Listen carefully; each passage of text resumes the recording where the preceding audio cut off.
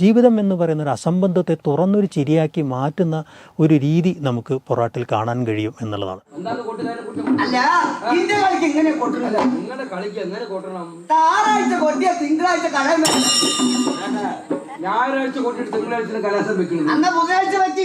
അപ്പോൾ ഈ വാഴപ്പോളി കൊണ്ട് തല്ലണത് നിങ്ങൾ ഈ പൊറാട്ട് കളിയിൽ കണ്ടിട്ടുണ്ടാവും.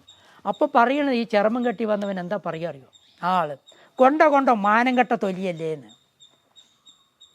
എത്രയോ ആട്ടും ചവിട്ടും തുപ്പും കൊണ്ടിട്ട് ചവിട്ടടി കടന്നവൻ ഇപ്പോൾ 2 തല്ല് പുറത്ത് കിട്ടിയൊന്നും നിസ്സാരമില്ല. അതും വലിയ വില കൽപ്പിക്കാനില്ല.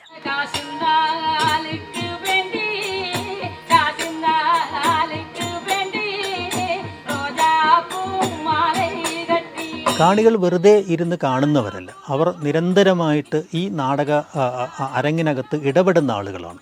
ഓരോ രംഗത്തിനകത്തും അവർക്കിഷ്ടമുള്ള സന്ദർഭങ്ങൾ അല്ലെങ്കിൽ ഹാസ്യം അവതരിപ്പിക്കപ്പെടുമ്പോൾ അവർ പലതരം പാരിതോഷികങ്ങൾ പണമായി നൽകുക എന്ന് പറയുന്ന രീതിയിൽ, അതിന് സവിശേഷമായ രീതിയിലാണ് നാണയത്തൊട്ടുകളാണ് അവർ നൽകുക. ഈ നാണയം വാങ്ങിക്കുന്നത് തന്നെ വളരെ രസകരമായ ചില ചുവടുകളിലൂടെയാണ്. ഈ കഥാപാത്രങ്ങൾ ഓരോ ആളുകളും മാടി വിളിക്കുമ്പോൾ അവിടേക്ക് ചെല്ലുകയും ഈ പറയുന്ന പണം ഈ രീതിയിൽ മിക്കവാറും സ്ത്രീ കഥാപാത്രങ്ങളാണ് ഇങ്ങനെ ചെന്ന് വാങ്ങിക്കുന്നത് കാണുക.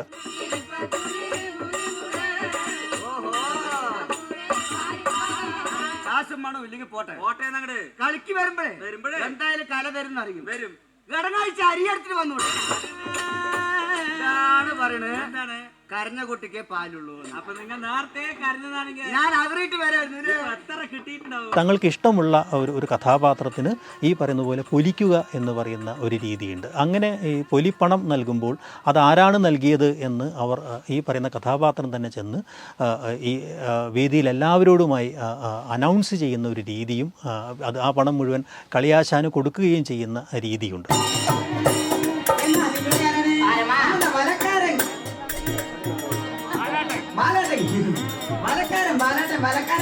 മലക്കാരൻ വെച്ച് കാച്ചാണ് പറഞ്ഞു കൊടുത്തിട്ട്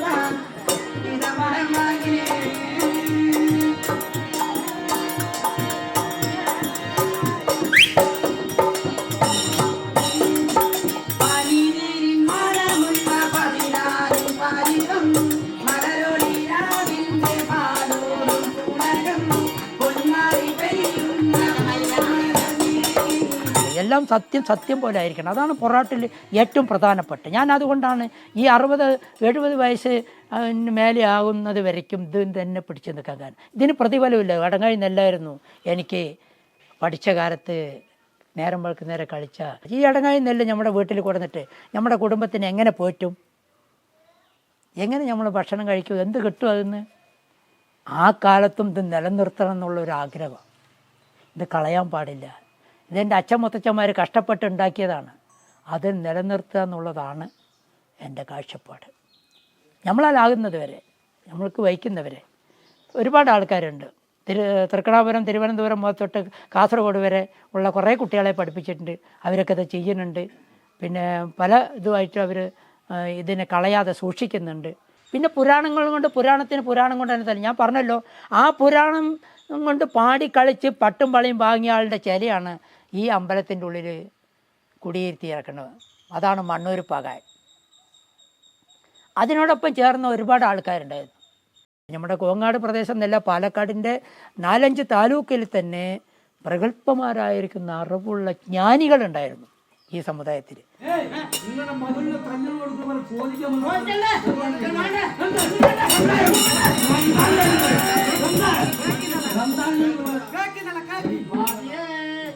അവനാണെങ്കിൽ വടിയും നിർപ്പിച്ചെന്നൊക്കെ നീ കേഴമായിട്ട് താളം തള്ളിക്കൊണ്ടു.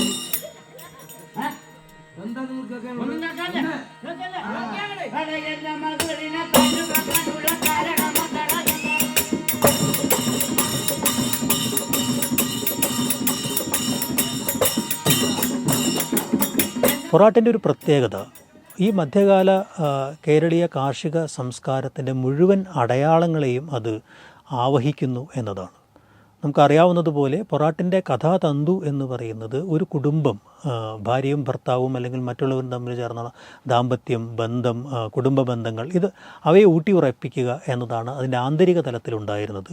സാമൂഹ്യ തലത്തിൽ ശ്രേണീകരിക്കപ്പെട്ട ജാതി വ്യവസ്ഥ ഇവയൊക്കെ ഏതെങ്കിലും തരത്തിൽ ന്യായീകരിക്കുകയോ ഉറപ്പിക്കുകയോ ചെയ്യുന്ന ഒരു ധർമ്മം അതിനകത്ത് നിർവഹിക്കുന്നതായിട്ട് കാണാൻ കഴിയും. അതിനേക്കാളൊക്കെ ഏറ്റവും പ്രധാനപ്പെട്ട ഒരു കാര്യം ഇതിൻ്റെ ഒരു ലൈഫ് വേൾഡ്, ഒരു കാർഷിക സംസ്കാരത്തിൻ്റെ ജീവലോകം എന്താണ് എന്ന് അത് കാണിച്ചു തരുന്നുണ്ട്. അതിൻ്റെ ദൈനംദിന ജീവിത പ്രവർത്തനങ്ങൾ, അതിനകത്തുള്ള വ്യത്യസ്തമായ മര്യാദകൾ, അവകാശങ്ങൾ, ഇങ്ങനെയുള്ള മുഴുവൻ കാര്യങ്ങളുടെയും വളരെ ഡീറ്റെയിൽഡ് ആയിട്ടുള്ളൊരു ഡോക്യുമെൻ്റ് ആയിട്ട് നമുക്ക് പൊറാട്ടിനെ കാണാൻ കഴിയും. അപ്പോൾ നീ പറയുന്നത് കേൾക്കുമ്പോ നിങ്ങൾ കാർഷിക മേഖലയാണ്, കൊയ്യാനും എടുക്കാനൊക്കെ പോണ ആൾക്കാരാണ്. ഈ വല്ലി പറയുന്ന സാധനം എന്താ?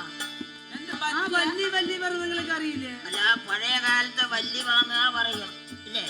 അപ്പൊ നമ്മള് കൊയ്ത് കഴിഞ്ഞാൽ ഇത്ര പറക്ക് ഇത്ര പറഞ്ഞു തരും. അന്ന് 6-1 7-1 8 അങ്ങോട്ട് കൊടുത്താൽ 1 പറ നെല്ല് നിൽക്കി തരും. അപ്പൊ ശരി, കൊയ്യാൻ പോയി അത്രയൊക്കെ കിട്ടും.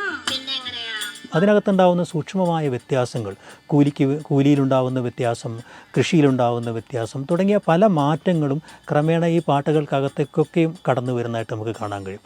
അതുകൊണ്ട് തന്നെ ഒരുപക്ഷെ ജനത ഈ പൊറാട്ടുമായിട്ട് ഏറ്റവും കൂടുതൽ ജനതയെ ബന്ധിപ്പിക്കുന്നത് അവിടെ ജീവലോകവുമായിട്ട് നേരിട്ട് സംവദിക്കുന്ന, അഥവാ അതിൻ്റെ തന്നെ ഒരു അവതരണമായിട്ട് അവർ പൊറാട്ടിനെ തങ്ങളെ തന്നെ ഒരു പൊറാട്ടായി കാണുന്നു എന്നതാണ്.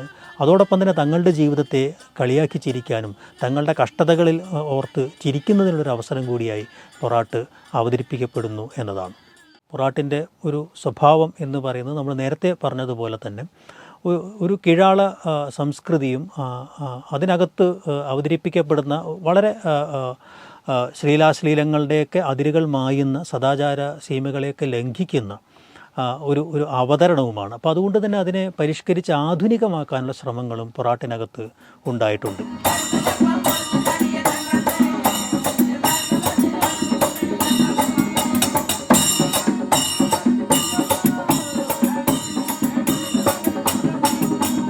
പൊറാട്ട് കലാകാരന്മാർ തന്നെ ഈ രീതിയിൽ ഏറ്റവും പുതിയ സാമൂഹ്യ സന്ദർഭങ്ങളെ മുൻനിർത്തിയിട്ടുള്ള പുതിയ പൊറാട്ടുകൾ, പ്രത്യേകിച്ച് മിച്ചഭൂമി സമരം പോലെ, കർഷക തൊഴിലാളി മുന്നേറ്റം പോലെ സംഭവങ്ങളെയൊക്കെ കേന്ദ്രീകരിച്ചുള്ള കഥകളൊക്കെ അതിനകത്തേക്ക് കൊണ്ടുവരാൻ വേണ്ടി ശ്രമിച്ചിട്ടുണ്ട്.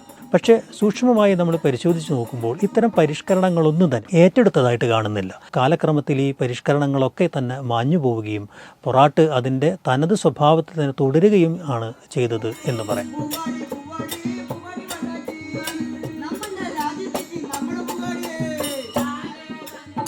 ദളിതരായിരിക്കുന്നവരിൻ്റെ പൊറാട്ടുകളാണ് കൂടുതൽ. എന്താ അത് മാത്രം എന്ന് പറയുകയാണെങ്കിൽ താഴെ അടിത്തട്ടിലാണ് ചരിത്രം കിടക്കുന്നത്. അത് നിലനിർത്താൻ ആദ്യമായി ഇതിൻ്റെ മാതൃകാപരമായ ഗുരുനാഥനാണ് ധാരങ്ങണി മുത്തൻ പല്ലഞ്ചാത്തനൂർ. അവിടെ ഞാനിന്നും അത് നടത്തുന്നുണ്ട്. തൊണ്ടാർകുളത്തിൽ കാവിൽ നടത്തുന്നുണ്ട്. നമ്മുടെ പാലക്കാട് 10 സംഘം പൊറാട്ട് കളിക്കാരുണ്ട്. ഒരു 1000 വേദിയെങ്കിലും ഒരു വർഷത്തിൽ ഇത് കെട്ടിയാടുന്നുണ്ട്. പാണന്മാർ തന്നെ വേണം, നിർബന്ധമാണ് ഈ പൊറാട്ടിൻ്റെ 7 വട്ടം കളിക്ക്. അതിൻ്റെ കുറച്ച് വിവരങ്ങൾ ഞാനൊക്കെ ചേർത്തി ഒരു ബുക്കിട്ടേക്ക് ഭാഷാ ഇൻസ്റ്റിറ്റ്യൂട്ടിന് കൊടുത്തു.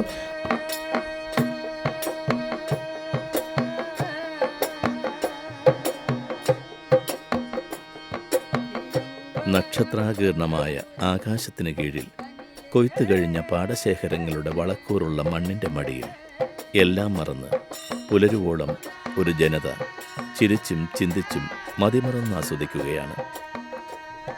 കീഴാളരുടെ കുടുംബ ബന്ധങ്ങളുടെ ഊഷ്മളതയും സുഖദുഃഖങ്ങളും പ്രണയകലഹങ്ങളും ഒത്തുചേരലുകളുടെയും സന്തോഷങ്ങളുടെയും കഥാതന്തുക്കൾ ഹാസ്യത്തിൻ്റെ ഇഴകളാൽ കോർത്തിണക്കി ജനഹൃദയങ്ങളിലേക്ക് ആസ്വാദ്യകരമായി എത്തുകയാണ്. ആക്ഷേപഹാസ്യത്തിലൂടെ അടിച്ചമർത്തലുകളും യാതനകളുമെല്ലാം ഇവിടെ അന്തർധാരകളാകുന്നു. ഇന്നിൻ്റെ സാമൂഹ്യ ജീവിതത്തിൽ നിന്നും ഇനിയും മായാത്ത ഒരു വ്യവസ്ഥിതിക്ക് നേരെയുള്ള ശക്തമായ സന്ദേശം ഈ പൊറാട്ടിലൂടെ പാണർ പറയുകയാണ്, പാടുകയാണ്. ഭക്ഷിച്ചതും മരുകഥ കൊണ്ട് മകനെ വധിച്ചതും ആക്ഷൻ പാപരസങ്ങളുണ്ട്. സങ്കടത്തിൻ്റെ നല്ല ചെറിയ ദേഷ്യം പിന്നെ അറിയാലോ, മനുഷ്യൻ്റെ മനസ്സിലേക്ക് ആഴത്തിൽ പതിയും. അത് ആ അവരുടെ കൂട്ടായ്മ, ആ സന്തോഷം, ആ നോട്ടം. ഭാര്യ ഭർത്താവിനെ നോക്കുകയാണ്.